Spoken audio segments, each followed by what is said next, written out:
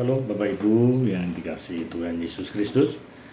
Kita bertemu kembali di SGS channel YouTube Suara Gembala Sederhana.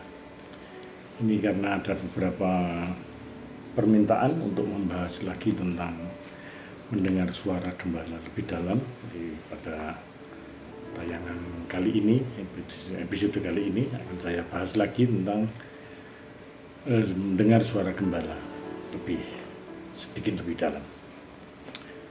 Seperti yang lalu tentang gembala dan mendengar suara gembala di Yohanes pasal yang ke-10 ayatnya yang ke-27.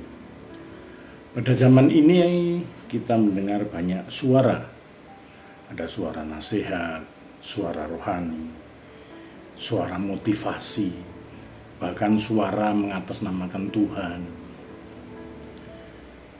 Tetapi Tuhan Yesus berkata di dalam Yohanes 10 ayat 21, "Dombaku mendengar suaraku." Tidak semua suara atas nama rohani adalah suara gembala. Jadi, domba Allah yang sejati mengenal suaranya, bukan sekedar menyukai suara itu.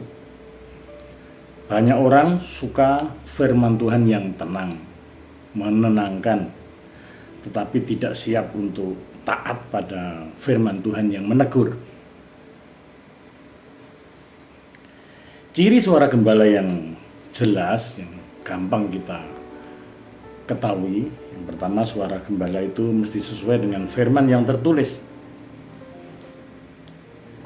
Jadi suara gembala tidak mungkin bertentangan dengan ayat-ayat Alkitab.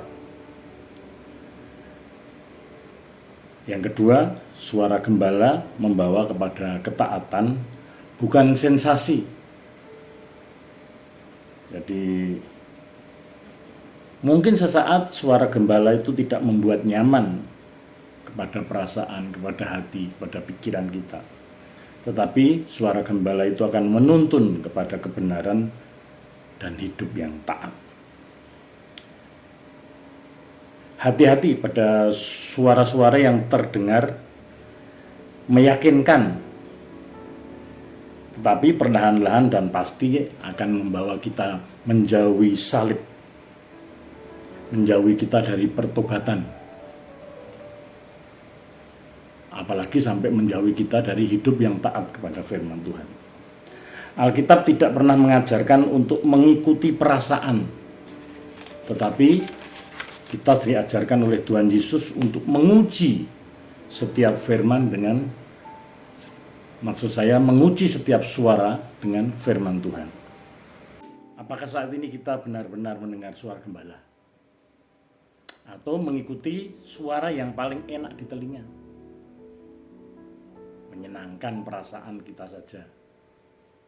Mari kita cek dan dicek keberadaan kita.